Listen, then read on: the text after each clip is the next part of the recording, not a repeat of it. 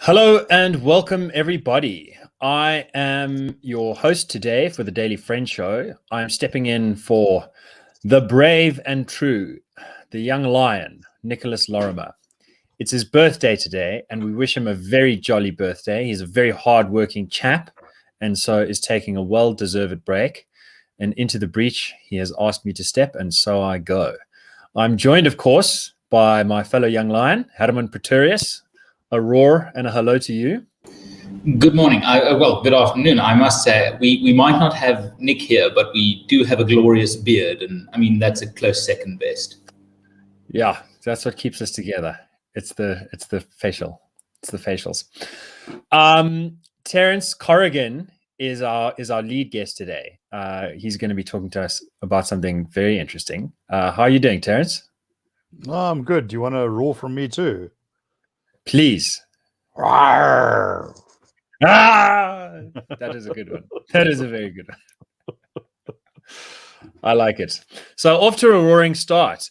The headline thing we want to talk about today is fake news. Now, I think everyone has an opinion about it. I think everyone knows that, it's not a good thing to spread lies and for gullible people to fall for them.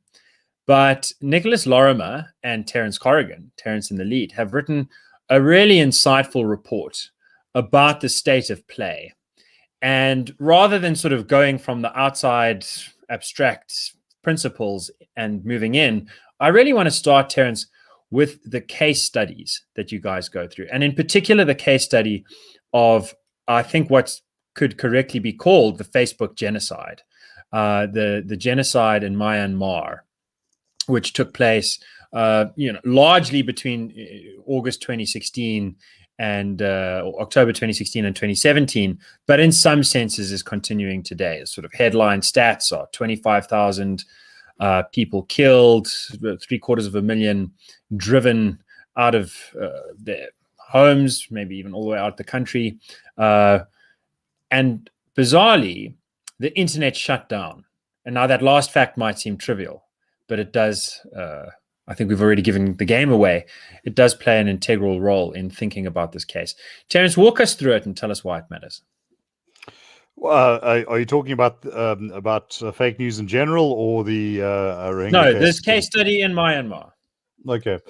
Well, why does it matter? Because it shows that the manipulation of information, the spreading of malicious untruths, the yoking of them to the propagation of a particular narrative, which is essentially what we're talking here. This isn't just just an arbitrary hoax. Hoaxes can be enormously entertaining. The Kruger millions, people, swimming in the Emerentia Dam trying to make their fortune. I think most of us would sort of say, well, you get what you you get what you deserve. But this showed how it could be weaponized. This showed how the use of digital platforms, and I think this is also critical to the understanding of fake news as opposed to the various hoaxes, and I think it's what you could say were previous iterations of fake news in history, has become turbocharged. Whereas in as recently as the 1980s, if you wanted to spread some sort of disinformation, you'd need to rope journalists and publications and things like that into it. Now it can be done, with meme generator on your laptop. A decontextualized quote with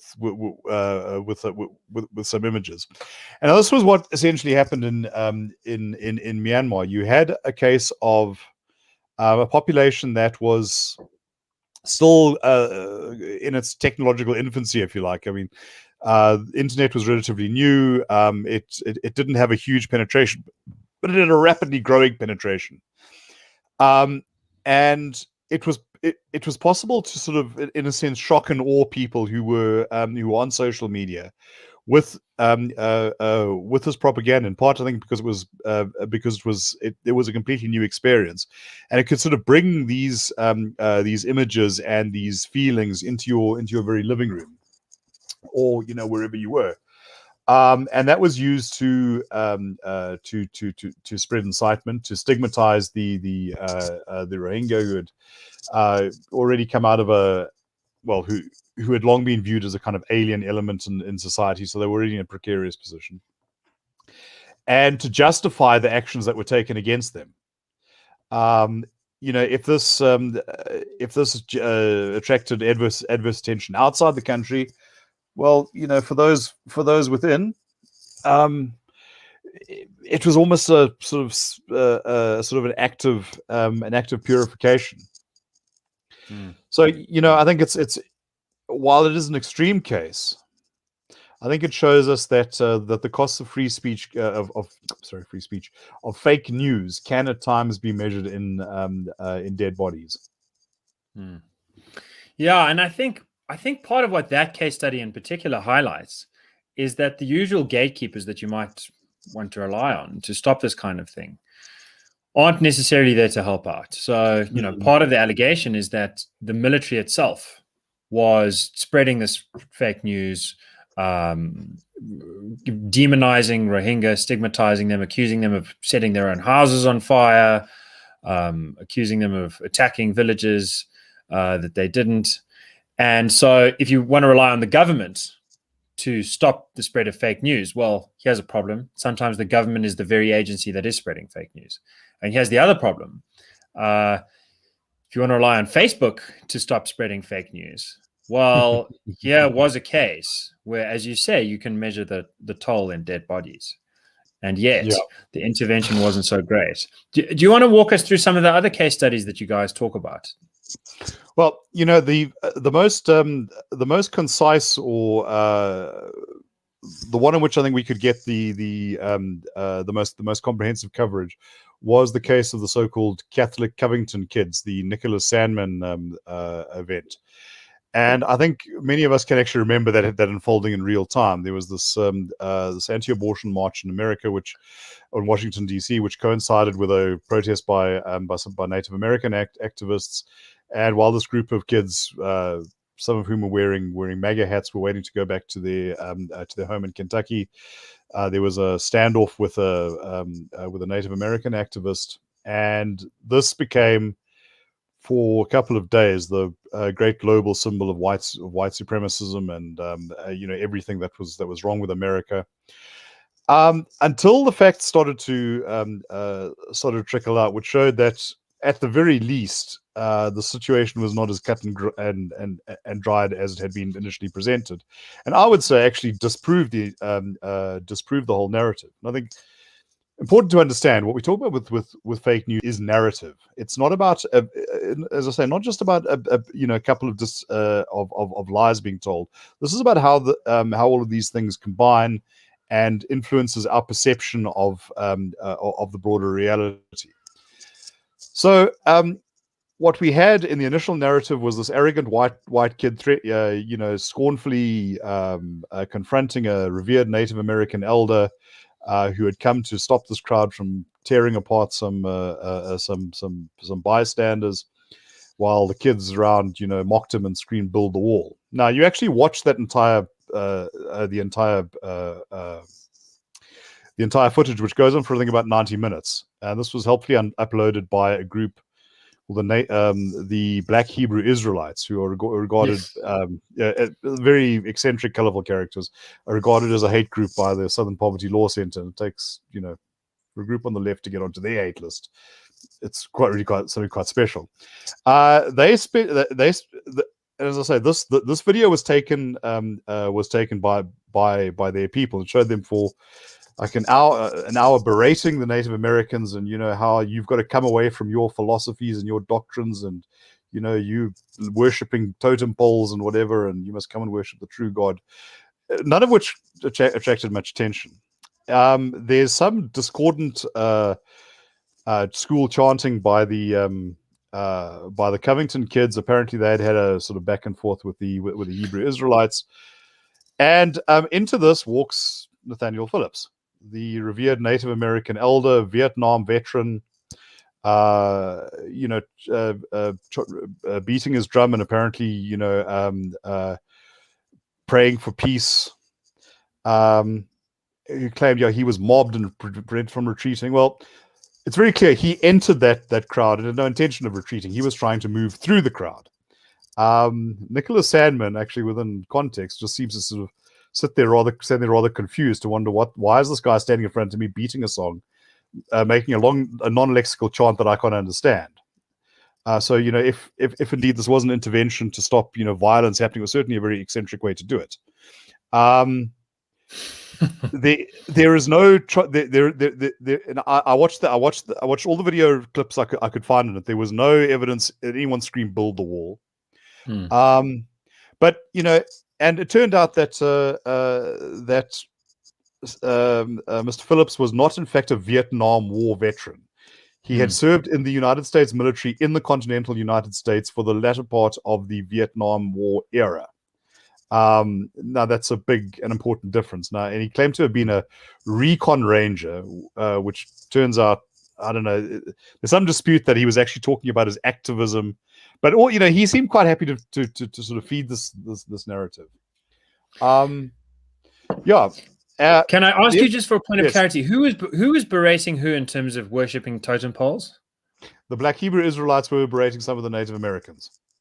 And so there was some actual berating happening, but that didn't catch the mainstream media's attention. What did capture their attention was this kid supposedly stopping this elder gentleman from being able to retreat, which the full footage shows wasn't the case. Well, as I say, if indeed Mr. Phillips had the intention of evading that crowd, he chose, and of calming the situation down, is just the most bizarre way one can imagine to do it. He didn't. It's rather than speaking to them, he was, as I say, beating his drum and making this non-lexical chant, which is, and apparently the chant itself is associated with Native American political activism. So exactly how that is going to influence a crowd of mostly white school kids from a Catholic school in Kentucky, I don't know. But one observer said that the key to all of this was the fact that he was wearing a MAGA hat, and that was just the Rorschach test that framed the whole thing. The interesting thing, though, that beyond this, is that it was given particular legs by a Twitter account whose owner was never really identified. The picture in the heading up a Twitter account was that of a Brazilian blogger who claimed to have no link to that at all. And there was an extreme amount of content being retweeted from this account from someone who claimed to be a teacher. In other words, it just seemed that she didn't seem to have much time for a career if she was pumping this volume of stuff out. The interesting question, and this remains a question, has not been proven. So, was this actually a cyber attack? Was this, by whatever group, an attempt to create fissures and to exploit existing stresses and tensions and narratives where none really existed? So I think that is probably one of the most important points of the whole fake news thing, that it can be used to great effect to divide, splinter, foster tensions within societies by playing on tensions that already exist, but amplifying them and helping to stream people into belief. I hear you. So I think I watched an interview, by the way, on 60 Minutes, which came out quite a long time later with that young kid, Nicholas Sandman. And he was, for a 17-year-old or however old he was, I thought he was an extraordinarily composed, calm and lucid and generous and respectful young man. He really came off well. But before that, there had also been mainstream media coverage that had not been telling the whole story. And Hermann, that's where I want to bring you in here, because we've already talked about sort of the problem with governments trying to protect us from lies. They might be telling lies. And the problem with social media platforms trying to protect us from lies. Well, they might not do it when it really counts. and they might in fact themselves be inclined to spin.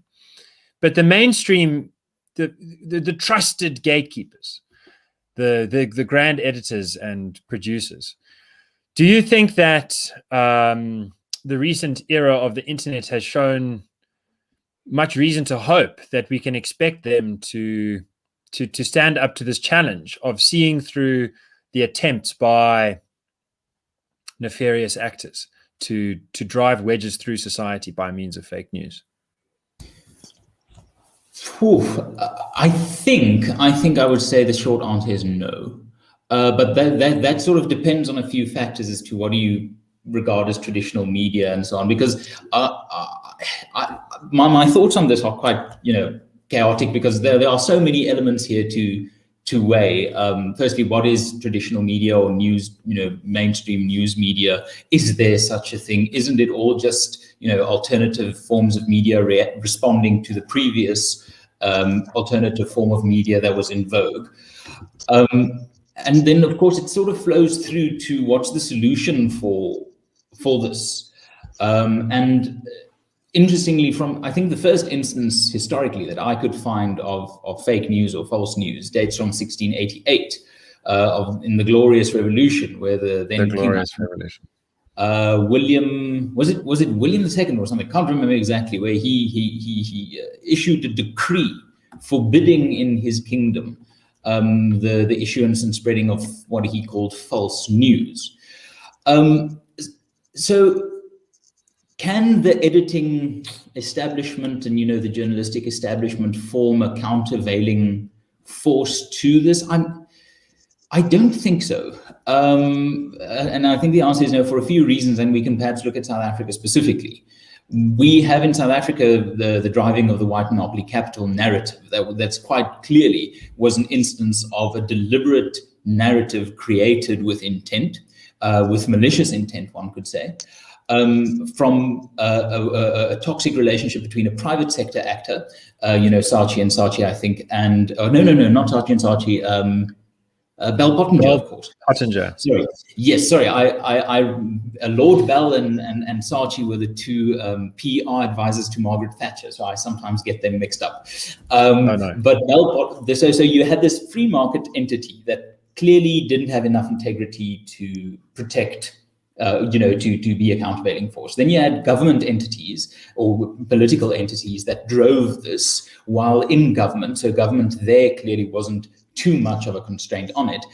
And then you look at South Africa's media spectrum, and there you did get some pushback, but I don't think, it wasn't the countervailing argument machine that it could have been.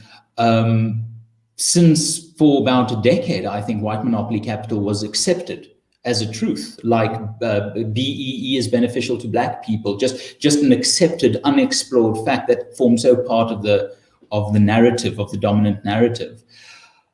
So, and it hasn't died, by the way. A book just came out last week arguing that white monopoly capital, the grand problem with the Zuma era was that it distracted us from how really bad white monopoly capital is. Yeah, it was well reviewed in the Sunday Times.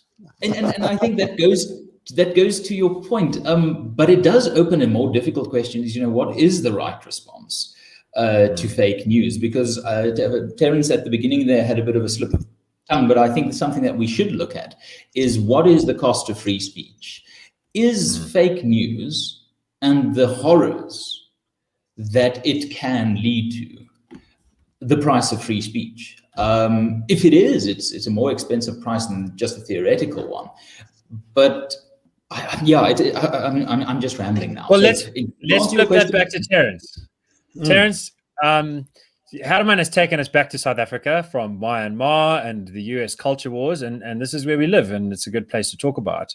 You talk a little bit about the white genocide myth in terms of the spreading of fake news. I think touching on that, if you would please, can you then take us into your ways of seeing a path forward? Well, look, we prioritize free speech, I think, as liberal Democrats and constitutionalists, because we understand that that is a foundational value for free political participation. Now, you open a door and all sorts of things can walk in. That's a reality. No life and no experience, I think, is entirely free of risk. You can take your kids to an amusement park, be having a wonderful time, and the Ferris wheel collapses. Now, maybe that's a freak 1 in a million experience, but it is a risk, and we deal with this all the time. There's no earthly reason why our political culture and our institutions are not similarly vulnerable, and they are. You talk about the white genocide myth. Now, this is an interesting one, because it seems to have its adherents on both extremes. The one crowd who says that every farm murder presages a sort of Holocaust that's being centrally directed, and the other that simply refuses to accept that it is possible that any of this is happening before, and it's all lies and it's all racist and whatever. The point is that I think both, they're more in common than they care to admit, because both are driving narratives. Both are trying to arrange the experience of the world in a way that advances a particular political ideology, and I think they are equally destructive. So where do we go from here? I think that it's important to inject more sort of facts into the public debate. Now, on the whole farm attack thing, it's interesting how difficult that can be sometimes, because I would say that although mainstream media doesn't buy into the sort of extreme anti-white genocide line that none of this is happening, they're extraordinarily careful about giving any airtime to something which could be seen as perhaps endorsing a white genocide. And I've had pieces rejected on the basis that they didn't believe my information, even though I could show them exactly where it came from and challenged them to produce anything better. No response. So the gatekeepers are playing a role in filtering information, but not necessarily filtering fake information. Yeah, look. I think it's a complicated web. So, I think that there is more vigilance on certain issues than on others. So, when President Ramaphosa was in the US and said, "Oh, there's no farm killings in South Africa," that was complete fake news. That was a lie. We had respected figures across our media landscape saying, well, no, this is about nuance and it's about understanding what he's saying in context. So yes, holding Donald Trump to account for saying that crime is going up or whatever, whereas there were years when it had gone down and it's not adequately nuanced. That seems to be something that's easy to do. To say that the President Ramaphosa, who often seems to be a darling of many in the media establishment, is telling a lie, just seems to be a step too far. But I see Hermann has something to say. Yes, I have a question actually for you, Terence, and Gabriel, for you too, perhaps. Is fake news in 2021 any more dangerous than false news in 1688? Is this are we looking at a new beast, a new monster? Is it more aggressive? Has it evolved? Or is it, because from a philosophical, theological perspective, I sort of look at the world as, being at a sort of consistent level of shittiness. And I'm curious as to whether you think that there is a progression for better or worse in this idea of fake news. Terence, you go ahead, and then I'll take a slide. All right. If we go back to ancient Rome, you had propaganda wars being fought between contenders for power, Octavian and Mark Antony. If we go to the 11th century or the 12th century, you see the emergence of the blood libel against Jews, which the last prosecution for an alleged blood libel murder was 1911. So that had legs, and it actually was still in places implemented. We still see that popping up from time to time on various extremes. In the 1980s, the KGB ran a very elaborate hoax to try and convince mostly the developing world that AIDS was an American bioweapon. What makes this different, I think, is the abundance of information since, with the information revolution, the internet and everything. When I was growing up, which was long before you guys were even thought of,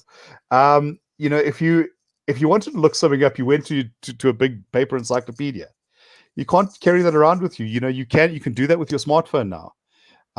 You can listen to Paris Hilton ruminating on the shape of clouds, and and on whether COVID is really a thing.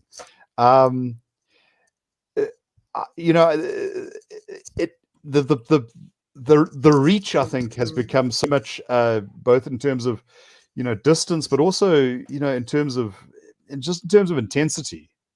I was working when the internet started to really make landfall in South Africa. It was the late 90s. And I would maybe go and check something out once or twice a day, and it became like a little bit of a habit. But the thing is, I could I'd go home from work on Friday, and I wouldn't have internet access until Monday. I can barely imagine going to the dentist, which I'm doing later, without having something to go online. So it's an entire way of living. Something else. We used to write letters. Letter writing is a skill. You would sit down and you would compose 2 or 3 pages, and you'd think about what you were saying. Now you can fire off an email, and I think that a lot of that has contributed to the sort of decline of civility. You can argue with people on Twitter, like drums are my beat versus axe murderer 325.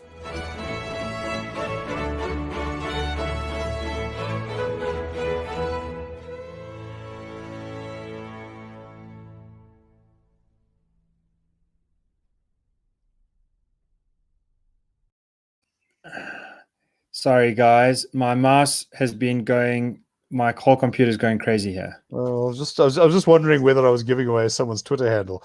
But the point is, you can watch these completely obscure people duke it out over stupid stuff. There's it's a shift in the fabric of the way we perceive reality.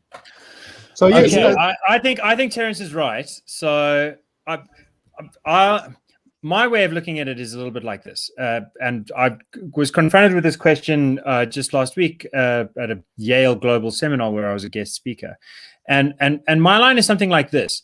If you look at the amount of information, just sort of by bytes or by units of information going out per unit time, and how that's changed in the last 30 years, and you look at the cost of information dissemination, you can graph this kind of thing. It's been done by clever chaps at Google and at good universities.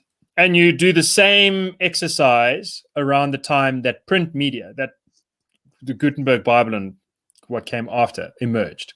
You see exactly the same pattern. Costs coming down, amount of information per unit time going up, and the shape of those two graphs relative to each other is the same. The only difference is last time it took 100 years for the graphs to stabilize, and this time it's taken about 30 years.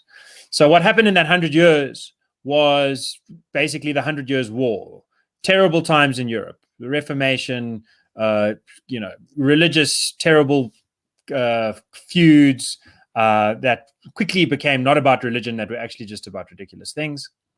30 Years' War, actually. Exactly, that's right. 100 years of war. It was the 30 Years' War. Okay, I'll accept that. And a bit of stability thereafter. And in fact, the 1688 Glorious Revolution, in a way, is like the last cough of that terrible set of mistakes. And what emerges from it is a kind of constitutional democracy which set up the world's longest standing parliament, the mother of parliaments, a great new invention. So I think ultimately the more connected we are, the better we are. But it does, we seem to take a few steps backwards before we go forwards. And so that's why my theory is it's not going to be the government. It's not going to be Facebook. It's not going to be any editor. It's going to be you and you and you and you who figures out how to use this tool for good and not for evil. And that's all we have time for today. We had a little bit of a technical glitch there, but thank you for bearing with us. And we will see you next week on the Daily Friend Show.